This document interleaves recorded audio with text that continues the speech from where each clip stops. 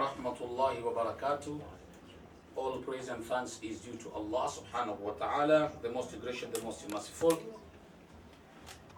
Kwanza nachukua nafasi hii kumshukuru Mwenyezi Mungu ambaye ametuwezesha leo kukutana tena na waandishi wa habari mahiri kabisa katika nchi yetu ya Tanzania, ambao tunao leo katika ofisi zetu hizi za Umoja wa Wahadhiri wa Kiislamu Tanzania. Na lengo leo tunataka tuweze kuzungumza mambo kadhaa wa kadhaa, na baadhi ya wenzangu wametangulia kuzungumza, lakini na mimi pia nitagusia jambo moja la msingi sana, kadhia ya jambo linaloendelea hivi sasa Tanzania. Naomba ndugu zangu wa Tanzania wenzangu, tusikilizane kwa makini sana katika hili jambo. Kuna taharuki ambayo sasa hivi imetengenezwa. Maana kila jambo ambalo unaloliona lipo, usidhanie kwamba limekuja tu lenyewe tu just like that. Ni mpango, kuna watu wamekaa wamepanga, na katika mipango yao ndio hii ambayo sasa wanaitimiza, distraction ya kuwa distract the people of Tanzania. Ili jambo la kusema ya kwamba mtu akiguswa bega mzigo wote unaondoka, ili jambo limeleta taharuki kubwa sana katika nchi yetu ya Tanzania. Na hivi sasa linaendelea, na lilianza kama masiala tu, sijui Tunduma, sijui kuna mtu kaguswa na nini, mara vitu vimepotea, lakini ili jambo linapelekea mpaka inafika sasa hivi limeingia kwenye maafa. Watu wanapigwa mpaka wengine wanapoteza maisha. Ili jambo hatuwezi kulikalia kimya. Sisi kama watu wa dini lazima tulizungumze na jamii ifahamu, na sisi kama wahadhiri wa Kiislamu lazima jambo tuliweke wazi na Watanzania waweze kulielewa. Jamani, kuna kitu chote kwa Kiingereza false flag au false claim.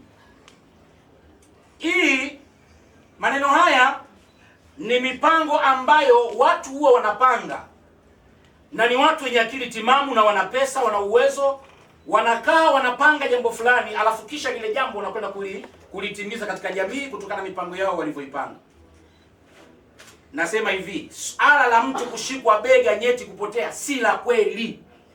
Narudia tena, jambo la mtu kushikwa bega alafu nyeti zinapotea, yani mzigo unahama, hii habari ni ya uongo, ni false flag. Hili jambo si la kweli, na hili jambo tunaomba tulieleza kidogo kitaalamu, watu watuelewe. Kuna baadhi ya watu wanasemaga hao wameshaanza, hao wahadhiri wa Kiislamu mambo yao hao. Tunasema hivi, huu ni mpango mkakati wa watu ambao wamekaa chini kutaka kuliharibu taifa la Tanzania, hasa katika mfumo wake wa amani ya Tanzania. Unajua watu tunafahamu kwamba tumepitia majambo hapa nyuma. Tarehe 29 Oktoba watu walipanga mipango kutaka kuliangamiza taifa la Tanzania, na mipango ilifanyika na watu waliweza kuyatekeleza matukio, na mpaka leo ndio maana kuna tume maalum imeundwa na serikali ambayo inaongozwa na Mheshimiwa Jaji mstaafu Chande na wenzake wengine mbalimbali ambao wapo ndani mule katika tume yao, wanaendelea kukusanya taarifa mbalimbali, kisha watakuja kuleta taarifa iliyo kamili ya haya mambo, ilikuwaje, yalienda vipi na kwa nini yakawa vile. Tunafahamu ya kwamba kuna vikundi vilikuwa vimepanga majambo tarehe 29, lakini hawa watu hawakufaulu mipango yao, na kwa sababu ya kutokufaulu mipango yao sasa wamekuja na hii false flag nyingine. Lazima tuwe makini sana wa Tanzania. Unajua, ukiangalia hili jambo ni kwamba kuna watu maalumu kabisa ambao watu hawa planted katika hili jambo. Nitakupeni mifano. Leo kuna watu ambao wamesemekana kwamba walikamatwa na raia wakapigwa, na kuna wengine wamekufa, lakini kuna wengine hawajafa. Polisi wakaweza kuwahi na kuweza kuwachukua wale na kwenda nao polisi. Lakini wakifika polisi kule polisi, kituo cha polisi, wale polisi wanapowakagua wale jamaa wanawakuta vifaa vyao vyote viko sawa.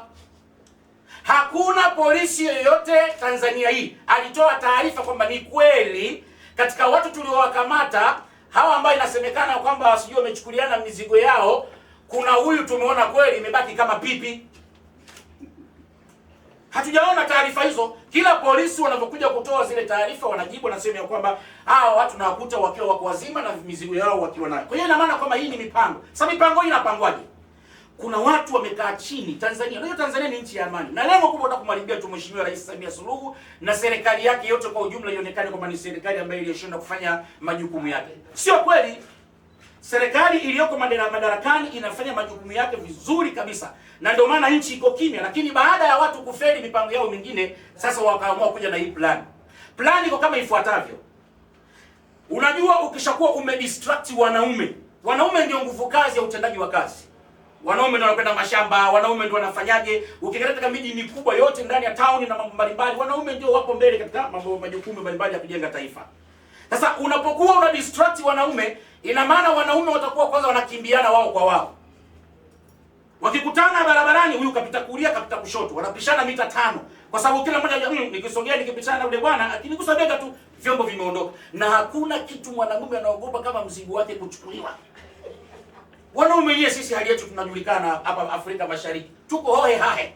Tunatumia malkasusi, hizi makorokoro gani? Ni hizi ni Kongo, vurugu mtindo mmoja. Sasa leo tena uje unishike na uchukue tena kilichobakia. Si ni mtihani huu. Kwa hiyo ina maana wana distract wa Tanzania ili wa Tanzania waweze kwenda waone ya kwamba kuna umuhimu wa kukaa majumbani au kutokushirikiana na wanaume zao kukaa au kukimbiana. Tunasema kwamba hii ni false flag, ni mipango imepangwa, na mipango hii kuna watu wameipangilia, na hawa ni watu maalumu kabisa wapo katika operation yao. Kwa mfano, ili jambo lilifanya kule Matunduma, ghafla tukasikia mali limefika limetokea Tegeta. Mara si imeonekana si Kimara. Mara si imeonekana wapi? Ina maana wale waliokamatwa Tunduma, na wale ambao waliokamatwa Tegeta, na wale ambao waliokamatwa sijui Kimara, na wale waliokamatwa wapi? Kwani watu wao wako wangapi ni kushika watu mabega na kuchukua mizigo ya watu? Ina maana huyo mganga amechukua kundi la watu 1000 2000 kwamba kawaambia ndeni mkachukua. Haiwezekani. Hii ni mpango. Huu ni mpango umepangwa, na kuna mpango huu ni kumwalibia Mheshimiwa Rais Samia, serikali yake ionekane ya kwamba haina amani, afu vitu vya hovyo kabisa Tanzania. Eti tunaibiana nyeti. Ndio nini sasa? Yaani vitu vya kijinga kabisa, yaani tunaonekana sasa tumekosa maarifa, tumekosa. Sasa hawa ni watu, na watu hao wako kama ifuatavyo. Kuna vikundi vya watu wamekaa baada ya kufeli majambo yao, sasa wakaona wafanye nini? Walichoona wao ni hivi, ni kwamba kuna vijana ambao wamepangwa, na vijana hawa waliopangwa hawa tena wameshapewa na pesa za kutosha. Kuna mtu ni kujisacrifice kwamba yeye atakuwa anatangulia kwenye eneo la tukio, kisha kuna wenzake wengine kama 5, 6 mpaka 10, 15 wanakuwa pale. Alafu kisha anaanzisha ile hali ya taharuki lile eneo. Huyu amenishika mimi bwana. Amenishika huyu, mzigo wangu umeondoka. Watu wana mpigeni, mshikeni, inawezekani. Sasa ile hali namna kama ile, na tayari kuna vijana wao ambao kazi yao ni kuchukua kamera kupitia simu zao. Wakishachukua ile taharuki wanarusha mtandaoni. Unaona imetokea mahali fulani. Unaona mahali fulani imetokea. Na yule mtu ambaye anayeonekana pale ameshikwa sijui bega, nyeti zimeondoka, yule ni miongoni mwa mipango yao. Na kuna watu wa namna mbili. Hapa kuna watu ambao wako ndani ya mipango ambao hawa wanapigwa, hawauawi. Kwa sababu tayari information inakuwa inafika kwa polisi. Jamani kuna hivi matukio, polisi wanakuwa eneo kama lile wameshafika. Lakini kuna wengine ambao wanakuwa targeted hapa. Ndio nisikize sasa hiyo point. Kuna watu tunafahamu ya kwamba baada ya kupita tarehe 29 nchi hii ya matukio mbalimbali ambayo yametokea, na tunamshukuru Mwenyezi Mungu ametupitisha salama, tumepita salama mpaka leo, japokuwa kwamba kuna matukio yalitokea na bado tume inaendelea kufanya kazi yake, na tunamwomba Mwenyezi Mungu matukio kama haya yasijitokee tena katika nchi yetu, iwe ni nchi yenye amani na salama. Lakini katika hali kama hiyo kuna watu wako targeted. Naomba nielewe, kuna watu wa namna mbili pale. Mtu wa kwanza yuko ndani ya mpango, huyu amelipwa pesa ajisacrifice. Ataonyesha kwamba yeye ndo kashikwa, akishaonyesha kwamba yeye kaguswa bega, wenzake wanaingia pale wanamvamia. Anapigwa yule na wale raia pale, lakini wale wenzake ambao wako pale watahakikisha kwamba yule mtu hauawi. Watahakikisha yule mwenzao pale hauawi. Kwa hiyo atapigwa, baada ya kupigwa polisi watafika pale kutokana ile taharuki, atachukuliwa, atapelekwa polisi, alafu kifika kule hakuna kinachoendelea kwa sababu polisi mambo ya uchawi na nini mambo haya hayana, hata mahakamani mambo ya uchawi mmenipata vizuri bwana, hayasikilizwi kwa sababu hayana nafasi.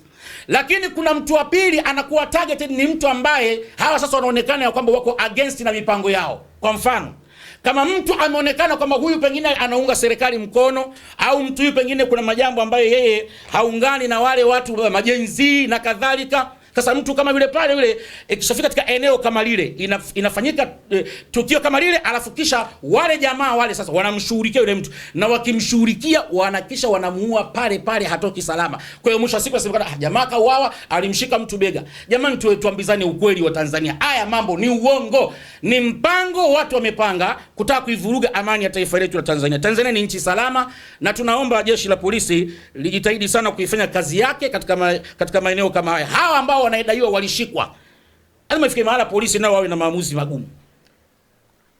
Ukimkamata mtu ambaye anasema yeye alishikwa, zile mizigo zake zikaenda, alafu mkamwangalia mkamkagua mkakuta vipo, sasa ni bora tu viondolewe kabisa, kwa sababu huyu mtu katengeneza taharuki kwenye nchi, na mpaka nchi watu tunashindwa. Yani leo tusifanye kazi kwa sababu ya kuogopana. Haya masoko ndani atafanya kazi kwenye masoko. Kwenye masoko yote tunakamatana, tunagusana. Leo kila sehemu tunagusana. Ikifika mahali ya kwamba hii ni mipango, muifanyie kazi jeshi la polisi. Msiwe na aibu wala kuonea mtu haya. Watu ambao wanataka kutuharibia taifa letu lazima washughulikiwe na wapewe adhabu kali kabisa, na hii ni timu maalum ambayo imeandaa kwa ajili ya kutaka kuhakikisha kulidisrupt taifa letu la Tanzania. Hiyo ni upande wa kwanza. Tunaomba Watanzania watuelewe kwamba waadhiri wa Kiislamu tumefanya uchunguzi katika mipango yetu na njia zetu, tumegundua ya kwamba hii ni false flag, mipango ya uongo ambaye mtu anakuja kusingiziwa, unasingiziwa wewe umemshika mtu, alafu watu wanakuvamia na kupiga, baada ya hapo unauawa au unavunjwa kwa sababu watu wafanikishe mipango yao fulani kwa mambo yao wanayotaka wao. Amna chau wowote. Nobody can take your manhood because just by touching your shoulder. Yani mtu akushike tu bega lako hivi ndio mzigo uondoke. Mungu kauweka kwa hekima na taadhima mzigo ule. Mwenyezi Mungu amepanga mwenyewe akasema ukae pale. Alafu anakuja mtu anasema eti ukishika hivi unaondoka. Hata Mungu mwenyewe mipango hiyo hajaipanga. Mipango kama hiyo ni mambo ya uongo, kutaka kuharibu taifa la Tanzania, tuonekane wa Tanzania watu hovyo tusiokuwa na fikra. Naomba Watanzania tuachane na hizo fikra mbovu, tulijenge taifa letu na maisha yaendelee. Hilo ni jambo la kwanza. Jambo la pili, nataka pia nigusie kuhusiana na jambo hili la mafuta kidogo. Unajua kwa nini sisi tumeamua kusema jambo la mafuta? Kuna baadhi ya watu wanaweza kujiuliza maswali. Mbona mashehe leo wameamua kuzungumzia hivi? Tunasema hivi kwa sababu tunaona kuna baadhi ya artale, kuna baadhi ya majukwaa ya dini watu wanayatumia wakishutumu serikali yetu ya Tanzania ya kwamba ni serikali ambayo inahusika kabisa kwa tatizo la ukosefu wa mafuta. Lakini kwa sababu kuna watu ambao tayari walishakuwa wanania mbaya na serikali yetu ya Tanzania, washakuwa kwamba Tanzania serikali haina jema, hata serikali ifanye mazuri kiasi gani bado tu serikali itaonekana ni mbaya. Na sisi tumesema kwa kuwa wale ni watu wa dini, haiwezekani wewe kipindi kama cha Pasaka kama hiki. Pasaka hii ni kipindi cha kumhubiri Bwana Yesu. Mikate mingapi watu wanafaa kula? Watu nyama ya Pasaka wanafaa kula wakiwa wamesimama, wamechutama, huko wamefunga kwenye viuno vyao, wameshika fimbo mkononi, wanatafuna nyama Pasaka na mboga za uchungu. Haya ndio mambo wanafaa watu wahubiri. Lakini kuanzia asubuhi mtu mpaka anamaliza jioni ni kuzungumzia tu serikali hii, serikali mbaya. Yani mtu muda wote analeta taharuki katika nchi yetu Tanzania. Hatuwezi kubali. We cannot accept this. That's why tumeamua tuseme kwamba zisitumike sehemu za nyumba za ibada ikawa ni sehemu za kisiasa, yasiyo majukwaa ya kisiasa. Serikali jambo la mafuta si la kwao Tanzania, wala si jambo la Mama Samia. Mama Samia ni rais wa Tanzania. Tanzania ina watu milioni 68 tu. Kuna watu wana mataifa makubwa, wana watu kibao na wanalia masuala ya mafuta. Huyo Trump aliyekwenda kuanzisha balaa hili, si analia nchi yake? Nchi yake ya Marekani, ukiangalia kule nchini Marekani, mafuta zamani kabla Marekani hajaingia kupigana na Irani, ilikuwa lile galoni moja, lile galoni la mafuta lile walikuwa wananunua kwa dola 3.20 mpaka dola 4 mpaka dola 3.40. Hiyo ni Marekani kabla hajaingia vita vya Irani. Lakini baada ya Marekani kuingia vita vya Irani tu, walivyofumuana na Irani, wa Irani wakaja wakafunga Strait of Hormuz, wakafunga ile barabara yenyewe, ndo balaa ile ambayo leo tunaloliona leo. Na imefika mahala sasa hivi Marekani na nchi ile ukubwa wake wote na utajiri wake wote na ule tunasema ni umaarufu, sababu Marekani ni nchi maarufu, na ukiangalia hata mafuta yenyewe duniani yananunuliwa kwa pesa zake ambayo inaitwa petrodola. Petrodola maana yake ni mfumo wa dola kununua mafuta. Lakini pamoja na hiyo Marekani na nchi kubwa hiyo, pamoja na Trump kujisifu ni tajiri na nchi yao tajiri, lakini lakini baada ya vita sasa hivi wananunua shilingi ngapi? Galoni moja sasa hivi limeongezeka mpaka dola 3.60 na mpaka dola 4. Hiyo maana yake ni 10% mpaka 20%. Hiyo ni nchi ya Marekani. Sizungumzii Tanzania yenye mikoa kama sijui Mbeya, sijui wapi. Hapa tunazungumzia miji mikubwa, Tennessee, miji ya Minnesota, tunazungumzia miji ya Washington, tunazungumzia miji mikubwa. Mnapata vizuri bwana, Boston na kadhalika. Wanalia Marekani mafuta yameongezeka. Itakuwa Tanzania? Kwa nini tunampa mzigo rais wa nchi yetu? Kwa nini tunamnyanyasa Mama Samia? Anaonekana kana kwamba yeye anashindwa kabisa kuliongoza taifa la Tanzania, eti kapandisha mafuta. Hapana, sio Samia kapandisha mafuta, ni ulimwengu. Ulimwengu, narudia tena, ulimwengu ndio umepandisha mafuta, sio Samia Suluhu wala serikali yake. Lakini pia ukiangalia katika nchi ya Uingereza, si ni nchi kubwa? Na najui kama Uingereza ni nchi kubwa katika mataifa makubwa duniani, lakini Uingereza yenyewe unaambiwa kule London wananunua mafuta mpaka paundi 3, ambapo zamani mwanzoni mwaka 2026 ilikuwa ni kwamba lita moja walikuwa wananunua kwa paundi 1.32 mpaka paundi 1.33, lakini sasa hivi unaambiwa lita moja paundi 1.52 mpaka paundi 1.55, na kuna miji inanunua mpaka paundi 3 lita moja ya mafuta. Hiyo ni Uingereza. Sasa kwa mimi na wewe, kwa nini tuisingizie serikali yetu kwamba ionekane haifanyi kazi? Tusitumie majukwaa ya dini vibaya. Tunafahamu ya kwamba kuna watu ambao wako ndani ya dini wanatumia majukwaa ya dini kwa ajili ya kupitisha ajenda zao za siri, kama alivyosema Al-Habibu Sheikh Bakonzi hapa. Sheikh Bakonzi amesema kwamba kuna mtu anaweza akasema jambo likawa zuri lakini makusudio yake ni mabaya. Lazima ieleweke sawa sawa. Kwa hiyo tunasema kwamba swala la inflation ya mafuta, hili jambo alihusiana na Mama Samia. Mama Samia yeye amepambania taifa lake. Mama Samia kafanya mambo mangapi mazuri? Mbona tuwasikie hawa watu wanayasema? Miongoni mwa mambo ambayo Mama Samia na serikali yake imefanya kuhusiana na, walijua itafika wakati ya kwamba haya mambo haya yatakuja kuchukua sura nyingine, lazima wajipange. Ndio maana Tanzania imejipanga mpaka imefika hatua wakawa wametengeneza kutoka Uganda, kuna lile bomba lile la mafuta ambayo kutoka Uganda ambalo linaloitwa EACOP au EACOP, ambayo ni East African Crude Oil Pipeline, ambayo hii company ambayo inatengeneza ili bomba la mafuta na lengo na makusudio kutaka kuinua Tanzania kiuchumi, lakini pia kupunguza haya mambo kama haya yakija kujitokeza katika taifa la Tanzania. Nchi ya Tanzania imejipanga. Mbona Mama Samia ameweza kuyafanya kama haya? Mbona tuyazungumzie? Au mbona serikali yake hatuzungumzii mazuri ambayo inaifanya serikali hiyo?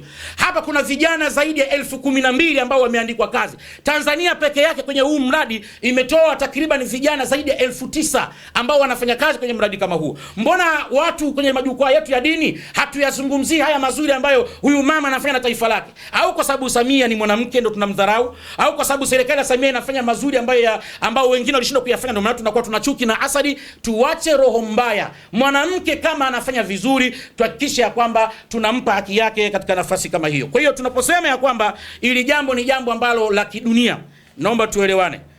Kuna mtu mmoja ambaye anaitwa Emmanuel Macron. Emmanuel Macron tunafahamu ya kwamba ni rais wa Ufaransa.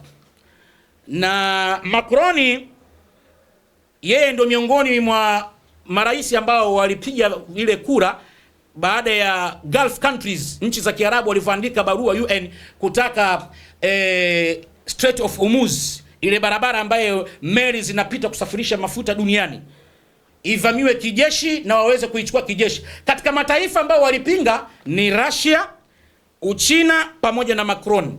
Lakini Macron kuna maneno siku moja aliwahi kuyasema kabla ya haya mambo. Watu huwa hawazingatii.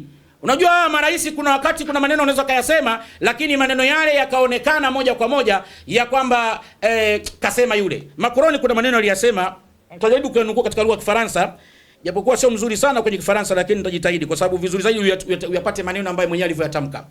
Macron kuna maneno ameyasema, alisema les problèmes de la guerre dans le monde. Aujourd'hui, nous avons des difficultés très sérieuses. Pour l'essence et le transport compliqué parce que le transport chez nous c'est la base. Haya ni maneno ambayo Rais Macron aliyazungumza. Maana yake nini? Anasema ya kwamba dunia tumeingia katika vita. Ijapokuwa vita vinapiganwa na watu fulani, Lakini tatizo la usafirishaji wa mafuta ni jambo la dunia nzima, sio zile nchi peke yake, na tumeingia katika kipindi kigumu na ni matatizo makubwa, na hata usafirishaji utakuwa ni mgumu sana kwenye Hormuz. Ina maana ya kwamba vita vimeleta hasara kubwa na vita vimeleta matatizo. Kwa hiyo inapofika swala la mafuta, hali tu Mama Samia na nchi yake Tanzania, wanalia marais wote wa mataifa yote, lakini kila rais anatafuta suluhisho kwa ajili ya taifa lake. Tunaomba Mwenyezi Mungu aendelee kumlinda rais wetu wa nchi, ili mradi taifa letu la Tanzania tuweze kupita kipindi hiki kigumu, kipindi ambacho kina mambo magumu na kina mambo mazito zaidi. Namalizia kwa kauli ya huyu bwana anaitwa Donald J. Trump. Huyu sasa ndio alileta shida hii ya ulimwengu. Yeye mwenyewe baada ya kumshinda majambo, kuna maneno akaja akayaandika hapa juzi. Nyinyi waandishi wa habari mtaweza kuwaonyesha watu zaidi yale ambayo katika ile posti yake alivyoposti Donald Trump. Kuna maneno ameyasema, ila katika haya nitayasoma tu sehemu nyingine. Kuna baadhi ya maneno sitayatamka kutokana na uzito wa maneno haya ambayo Trump kaongea. Ameongea kwa hasira kubwa sana, yani mpaka imefika Trump anatukana kutokana na hali ya ugumu wa mafuta duniani, mpaka nchi yake mwenyewe janga limemkuta. Sasa hizo Tanzania tuliokuwa nayo kupandisha tu 3800 watu tunapiga kelele. Leo rais amesimama amesema kama mafuta yatapanda bei, basi kila bidhaa nchi hii itapanda bei. Lakini watu wamesema angalia huyu mtisha mchida, unajua angalia. Alafu sitachotuma ni kwamba kwa nini zinatumika jukwaa za dini? Ndio maana sisi tunaongea watu wa dini. Trump kuna maneno anasema Tuesday will be power plant day. Haya ni maneno kasema Trump kwenye posti yake. Anasema Tuesday ambaye Jumanne. Nadhani leo Jumaa ngapi? Jumatatu, kesho Jumanne. Kwa hiyo ina maana kwamba ndo kesho hiyo. Trump anasema Tuesday will be power plant day. Anasema and bridge day. Anasema Jumanne kutakuwa ndo siku ya giza. Na itakuwa ndo siku ambayo madaraja yatavunjwa yote. Tena anasema ya kwamba all wrapped up in one. Yani anamaanisha kwamba wrapped up, yani power plant, madaraja zitakwenda kulipuliwa siku ya Jumanne, na anasema ya kwamba there will be nothing like it.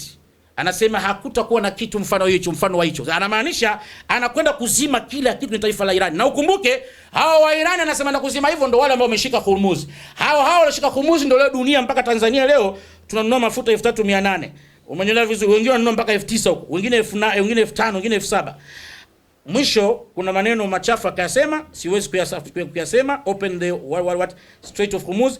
Alafu kisha akawatukana wa Iran akisema you are crazy, watu yani nyinyi ni wendazimu, mmelaaniwa. Alafu akasema or you will be living in hell. Anasema mtaishi kwenye jahannam mwenyewe wote nyinyi watu wa Iran. Kwa nini mmefunga Strait of Hormuz? Just watch it. Alafu kisha akamalizia kwa dharau akasema praise be to Allah.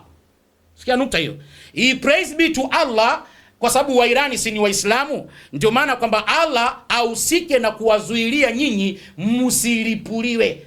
Fungueni Strait of Hormuz au tunawalipua. Kwa hivyo huyu ni Trump, rais ambaye ana control dunia sehemu kubwa, analia mafuta. Itakuwa Tanzania? Tuacheni chuki na roho mbaya. Kuna mambo mengi serikali yetu inafanya, yale ya kuunga mkono tuyaunge mkono, na yale ambayo hayafai ya kuweza kuwashauri tuwashauri kama watu wa dini, sio kuwadhalilisha.